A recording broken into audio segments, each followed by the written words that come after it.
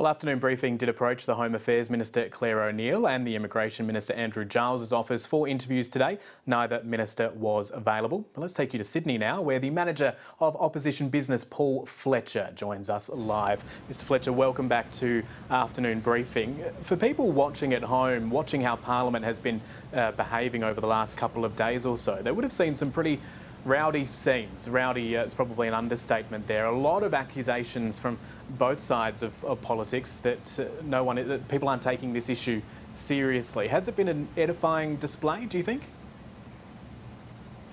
Well, the root cause of the problem was that the Immigration Minister and the government appeared to have no plan to deal with the possibility of the High Court striking down the immigration detention arrangements, and as a result the government simply releasing 84 hardcore criminals into the Australian community, including convicted murderers, rapists and so on. So what the Parliament has been doing this week is the opposition has been using the Parliament and question time to press the government on these matters and to put forward a plan. At the start of the week, the government was saying there was no possibility of legislation to try and recover, at least in part, this situation and protect the safety of the Australian community. The government on Wednesday suddenly said yes, it would rush to introduce legislation. It only briefed the opposition on that legislation 7:15 a.m. Thursday morning. The opposition then, and Peter Dutton taking the lead as a very experienced former Home Affairs Minister, making several proposals to strengthen the legislation. It went through both houses. The House of Representatives came back at 10 o'clock last night to pass the legislation. Now, this is still not the preferred situation, but thanks to the opposition's efforts and Peter Dutton's efforts and Dan Tehan, our Shadow Minister, at least there have been some safeguards introduced here. So what is your preferred decision here, or preferred outcome when it comes to dealing with this group? You heard Peter Dutton speaking earlier, and also Dan Tehan. We wanted to see, first of all, the government should have had a clear plan. The government should have anticipated the contingency that the High Court might strike down the current arrangements, and indeed there were some signals and comments from Justice Gleeson earlier this year that that was at least a possibility. Then what the government should have done was had legislation ready to go that should have included at least the measures that we succeeded in having added, but it should also have looked at a preventative detention regime. Now, the government has a large number of lawyers, a lot of legal expertise. It's got a large department here. It should have been putting that department to work so that there was a plan B to keep Australians safe, instead of simply throwing up their hands and saying, oh, well, the High Court's ruled, we've got no option but to release these 84 hardened criminals into the Australian community. And what we now know, of course, from the briefing that the government gave the opposition yesterday morning is, in fact, there's potentially up to another 340. So this is a significant threat to the safety of Australians. It's got ramifications across Australia. Over 30 people released and unsupervised in a motel in Western Australia. In South Australia, the Police Commissioner said he'd been advised that up to 5 of these people would be coming to South Australia. So it's creating community safety challenges all around the country. Isn't there an inherent difficulty, though, in trying to bring about a regime, as you're suggesting there, ongoing detention, albeit under a different legislative framework, when the High Court still hasn't released its full reasons in this case? Isn't there a risk that if the government had gone down that route, brought in legislation along the lines that you're talking about, that in a couple of months' time that too could get knocked out because we haven't seen the full reasons?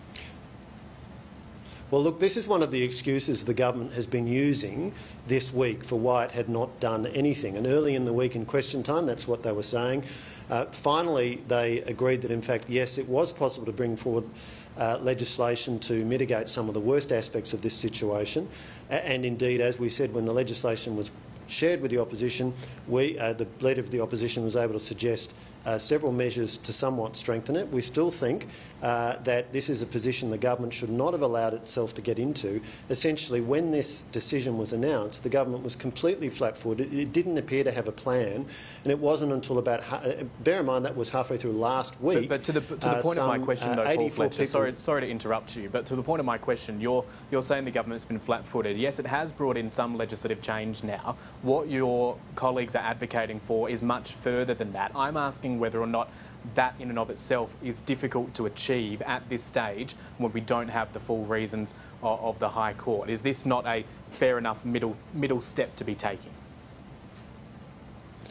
We believe that every effort should be made deploying all of the expertise and capability of the Home Affairs Department and the very significant legal expertise there, as well as policy and operational expertise, to introduce legislation which establishes a preventative detention regime, but the government appears to have made no effort to do that. Yes, these issues are difficult. Government is difficult. You've got to deal with a lot of challenges, including the fact that there are continually activist lawyers challenging legal arrangements which are there to keep Australians safe. But what the Coalition did when we were in government under Peter Dutton as Home Affairs Minister was worked hard to keep Australians safe, and at the moment, unfortunately, we have a government that appears to have the lack of capacity to do that. It took considerable pressure from the opposition for them to introduce some basic safeguards in the legislation that was passed. They had to scramble to do it. We moved very quickly to respond and to facilitate that because we thought it was better than the previous position, but it's still a long way short of what a capable government should have been doing.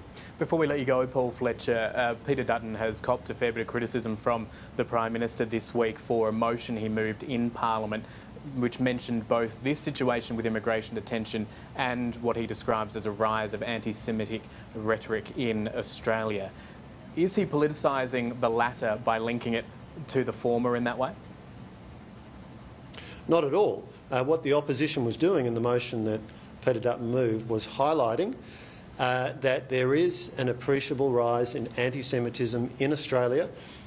In recent weeks, we've seen the disgraceful rally by Hamas sympathisers outside a synagogue in Caulfield while a service was going on. We've seen the motorcycle drive through the eastern suburbs of Sydney. We saw the disgraceful scenes on Monday, October the 9th. At the forefront of the they are two very Opera distinct House. issues. They are two very distinct issues, aren't they? No, one dealing with immigration detention, one dealing all. with the conflict in the Middle East. No, I disagree with you there. The common theme is a lack of focus from the Albanese government and the Prime Minister on measures to deal with these challenges.